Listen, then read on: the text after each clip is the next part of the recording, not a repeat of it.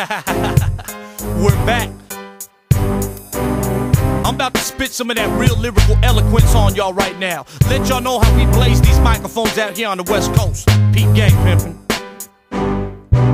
I'm sweet like cinnamon when I'm spitting this lyrical venom, giving rappers a blues like denim when I'm killing them, filling them with these syllable synonyms of adrenaline, spilling up my spiritual tongue, then numbing them like penicillin.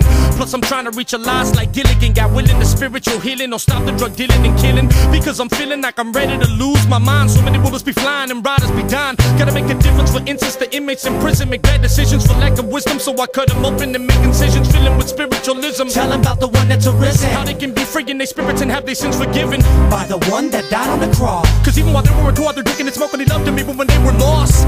So listen to me and stop dissing the G, cause I got the remedy, dog, on how y'all can be free. Come on!